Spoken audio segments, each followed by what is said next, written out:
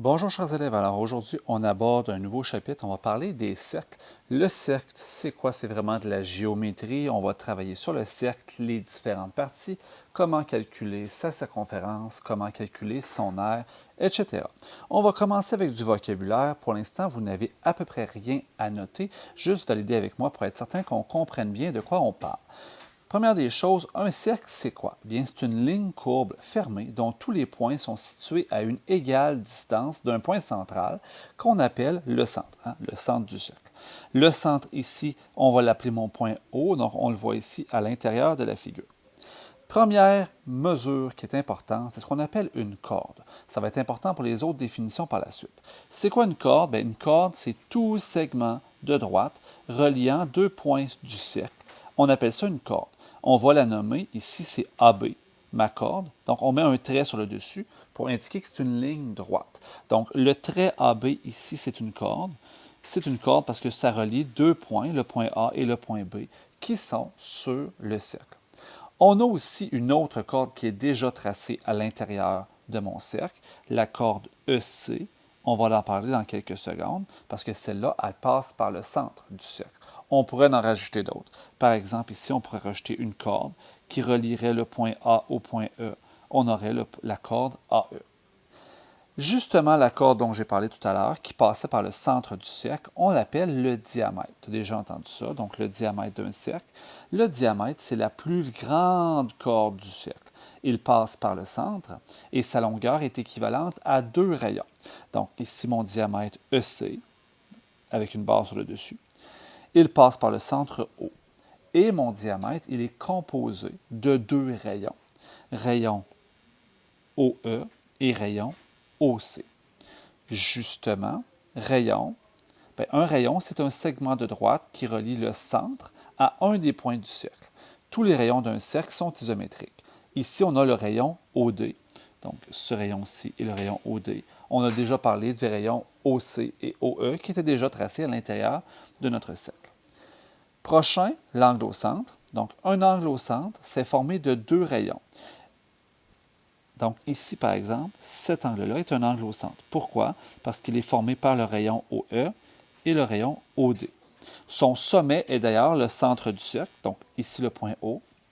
Mon angle au centre, on va l'appeler l'angle EOD. Ici donc, EOD est un angle dont le point est au centre. On appelle ça un angle au centre. Prochaine définition, on va aller dans le bas ici, un arc de cercle. Donc, un arc de cercle, c'est une portion de la circonférence du cercle. Donc, tu te rappelles que la circonférence, c'est le contour du cercle.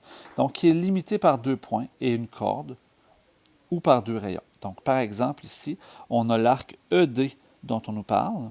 Donc, on remarque ici que l'arc ED, c'est relié ici par une ligne courbe.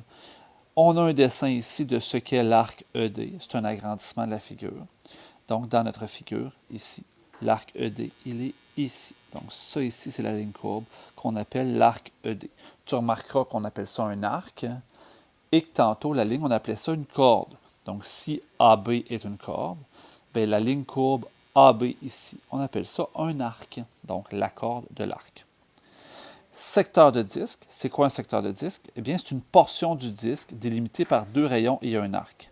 Ici, on appelle ça souvent, moi j'appelle ça une pointe de tarte, donc un secteur ici. Ce secteur-ci, que je suis en train de colorer, pas colorer en rouge, on appelle ça un secteur de disque. Il est limité par deux rayons, un rayon ici, un rayon là, et un arc de cercle ici. Donc, ce secteur-là, qu'on appelle EOD, on dit secteur EOD, c'est une partie de l'aire de mon cercle.